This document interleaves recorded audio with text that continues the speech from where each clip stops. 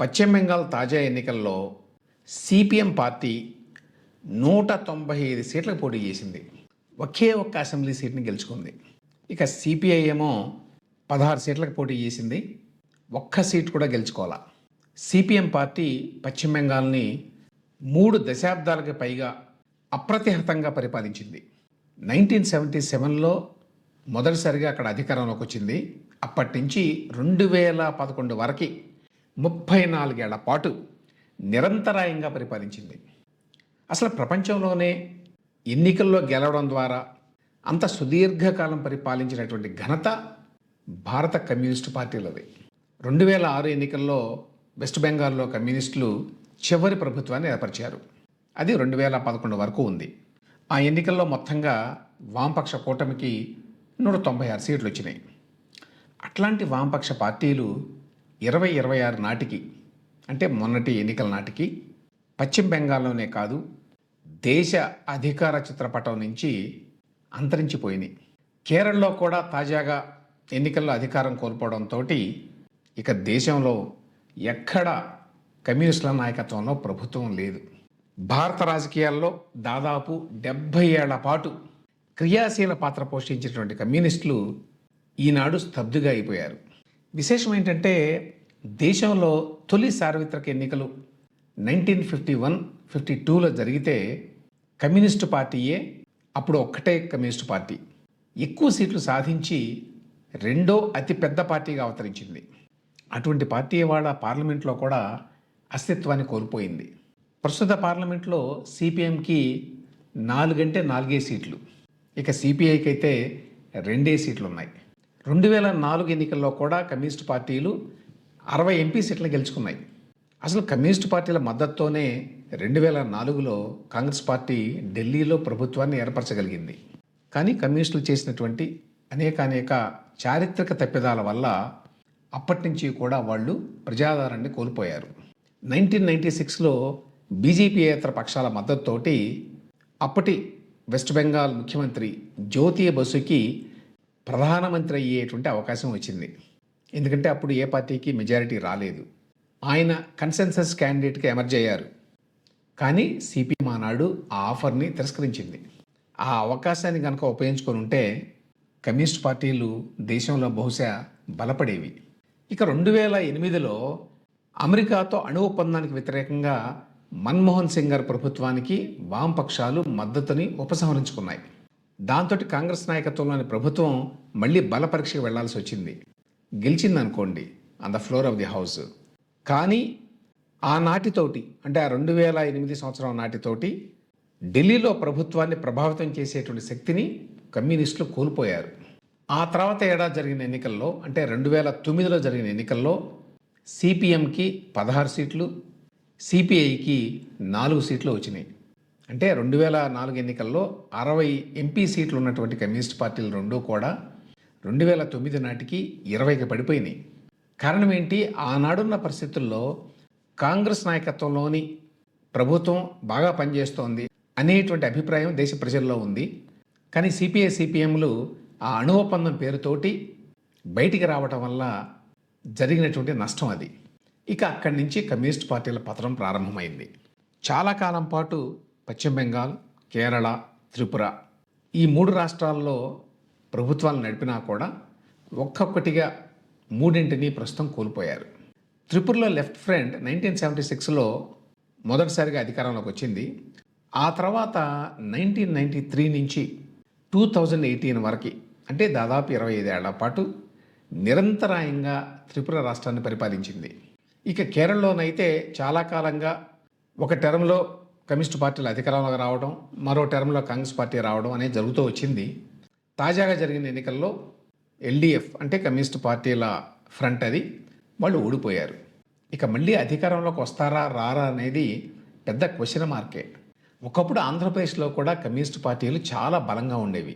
1955 ఎన్నికల్లో ఇప్పుడున్నటువంటి ఆంధ్రప్రదేశే ఉంది. ఆ ఎన్నికల్లో ఉమ్మడి కమ్యూనిస్ట్ పార్టీ 31% ఓట్లను గెలుచుకొని 2వ స్థానంలో ఉంది. అంటే బహుశా ఇవాళ ఎవరు నమ్మరేమో. అటువంటి కమ్యూనిస్ట్ పార్టీలకి ఇవాళ ఏపీ శాసనసభలో ఉనికి లేదు. ఆంధ్రప్రదేశ్ నుంచి మహామహులైనటువంటి కమ్యూనిస్ట్ నాయకులు వచ్చారు. ఆనాడు కమ్యూనిస్టు పార్టీలకి జాతీయ స్థాయిలో వాడు నాయకత్వాన్ని అందించారు. పుచ్చలపల్లి సుందరయ్య కావచ్చు, చంద్రరాజేశ్వరరావు కావచ్చు, బసవపన్నయ్య గారు కావచ్చు, నీలం రాజశేఖర రెడ్డి గారు కావచ్చు, ఇట్లా ఎంతోమంది నాయకులు. ఆనాడు కమ్యూనిస్టులకి ఎంత పలుకుబడి ఉండేదంటే తెలుగువాడు కూడా కానటువంటి హరీంద్రనాథ్ చట్టోపాధ్యాయని విజయవాడ నుంచి పోటీ చేయిస్తే కమ్యూనిస్టు పార్టీలు ఆయన ఎంపీగా గెలిచారు. మరి అటువంటి కమ్యూనిస్టు పార్టీలు ఇవాళ దేశంలో ఎందుకు కనుమరుగవుతున్నాయి? వీటికి అనేక కారణాలు. ఫస్ట్ పాయింట్, దేశంలో ఆర్థిక సంస్కరణలు రావడం, వాటి ఫలితంగా సమాజంలో చోటు చేసుకున్నటువంటి పెను మార్పులు. కమ్యూనిస్టులు మొదటి నుంచి కూడా ప్రభుత్వ ఉద్యోగులకి, అట్లాగే ప్రైవేట్ రంగంలో కూడా ఆర్గనైజ్డ్ సెక్టర్కి ప్రాతినిధ్యం వహించేవారు. కార్మిక యూనియన్లు అన్నీ కూడా కమ్యూనిస్టుల నాయకత్వంలో నడిచేవి. అప్పటి నుంచే ఈ మధ్యతరగతి అవసరాలు, ఆకాంక్షల్ని కమ్యూనిస్టు పార్టీలు పట్టించుకోలేదు. ఆర్థిక సంస్కరణల తర్వాత దేశంలో మధ్యతరగతి ఇంతింతై వటుడింతై అన్నట్టుగా పెరిగింది. కానీ వాళ్ళకి కమ్యూనిస్టులకి మధ్య ఆ డిస్కనెక్ట్ కొనసాగింది. ఇక సాఫ్ట్వేర్ టెక్నాలజీతో ముడిపడినటువంటి పరిశ్రమల్లో కార్మికులు అంటే అర్థం మారిపోయింది. ప్రైవేట్ రంగం పెరిగిపోవడం, ప్రభుత్వ రంగం తరిగిపోవడం, యూనియన్లకు ప్రాధాన్యత లేకపోవడం, ఈ పరిణామాలు కమ్యూనిస్టులకి ఆదరణ తగ్గించినాయి. కమ్యూనిస్టులు పేదలు, ధనికులు అనే రెండు వర్గాలనే గుర్తించారు.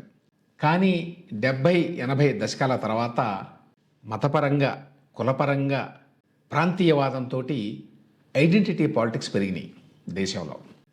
ఇట్లాంటి ప్రాంతీయ పార్టీల చుట్టూ ఆయా వర్గాలు చేరినాయి. వీళ్ళల్లో చాలామంది అంతకుముందు కమ్యూనిస్ట్ పార్టీ జెండా కింద ఉండేవారు. దళిత రాజకీయాలు మొదలయ్యాక వాళ్ళు కమ్యూనిస్టులకి దూరం అయ్యారు. ఇక విధానాల పరంగా, సిద్ధాంతాల పరంగా కమ్యూనిస్టులు ఛాందసంగా వ్యవహరించటం, మారుతున్నటువంటి సామాజిక ఆర్థిక పరిణామాలని సరిగ్గా అర్థం చేసుకోలేకపోవడం, వీటన్నిటి మూలంగా వాళ్ళ ప్రభావం తగ్గుతూ వచ్చింది. సమాజంలో మారుతున్న పరిణామాలను గమనించడంలో కమ్యూనిస్టులు ఫెయిల్ అయ్యారు అని చెప్పటానికి ఒక ఎగ్జాంపుల్ గుర్తుకొస్తోంది. ఎన్టీఆర్ 1982లో తెలుగుదేశం పార్టీని పెట్టి రాష్ట్ర వ్యాప్తంగా పర్యటించినప్పుడు పెద్ద ఎత్తున ఆయనకి జనంలో ఆదరణ లభిస్తోంది. అది అందరికీ కళ్ళ ముందు కనిపిస్తోంది. ఆ టైంలో సిపిఐ నాయకుడు చండ్ర రాజేశ్వరరావు గారు అనుకుంటాను, ఆయన ఒక స్టేట్మెంట్ ఇచ్చారు. ఏమని? డిగో గార్షియాలో అమెరికా సేనలు వైదొలగాలి అనే అంశం మీద ఎన్టీ రామారావు గారి వైఖరి ఏంటో చెప్పాలి అని డిమాండ్ చేశారు. అంటే రాష్ట్రంలో ప్రజలు ఏ అంశాలకు ప్రాధాన్యం ఇస్తున్నారు అనే విషయాన్ని కూడా పట్టించుకోకుండా కమ్యూనిస్టులకు ముఖ్యమైనటువంటి అంతర్జాతీయ అంశాల మీద ఎన్టీ రామారావు గారు తన స్టాండ్ని చెప్పాలి అనేది ఆనాడు కమ్యూనిస్టు పార్టీ యొక్క ఉద్దేశం అన్నమాట. దాన్ని బట్టి కమ్యూనిస్ట్ పార్టీల ప్రయారిటీస్ ఏ విధంగా ఉండేవి అనే విషయాన్ని అర్థం చేసుకోవచ్చు. ఇవన్నీ కలుపుకొని ఇవాళ కమ్యూనిస్టులు దేశంలో రెలవెన్స్ కోల్పోయారు. గతంలో కమ్యూనిస్టుల వల్ల దేశానికి, దేశ ఆర్థిక వ్యవస్థకి చాలా నష్టం జరిగింది అని చెప్పి కొంతమంది వాదిస్తారు. కమాండ్ ఎకానమీకి కమ్యూనిస్టులు అండగా నిలబడడం వల్ల దేశంలో చాలా దశాబ్దాల పాటు స్వాతంత్రం వచ్చిన తర్వాత ఆర్థిక ప్రగతి కుంటుపడింది అనే విషయంలో అయితే సందేహం లేదు. 90లో సంస్కరణ మొదలయ్యే వరకు కూడా దేశ ఆర్థిక ప్రగతి కుంటి నడక నడుస్తూ వచ్చింది. ఆ కమాండ్ ఎకానమీకి అంటే ప్రభుత్వ చెప్పు చేతలో నడిచేటువంటి ఆర్థిక వ్యవస్థకి కమ్యూనిస్టులు బాగా సపోర్ట్ చేసేవాళ్ళు అప్పట్లో.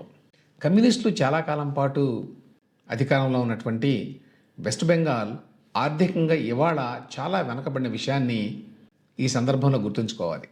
అయితే లిబరలైజేషన్ పేరుతోటి క్రోనీ క్యాపిటలిజం ప్రస్తుతం ఎక్కువైనటువంటి నేపథ్యంలో, అదేవిధంగా ప్రజా వనరుల్ని అంటే పబ్లిక్ రిసోర్సెస్ని సంస్కరణ పేరుతోటి కొద్ది మందికి దోచిపెట్టేటువంటి రాజకీయాలు విజృంభిస్తున్నటువంటి నేపథ్యంలో కమ్యూనిస్టుల అవసరం బహుశా దేశానికి ఇవాళ చాలా ఉంది. అయితే వాళ్ళు ఆ వాయిడ్ని అంటే ఆ శూన్యాన్ని పూరించడంలో విఫలం కావడం ఆ పార్టీల విషాదమే కాదు, అది దేశానికి విషాదం కూడా.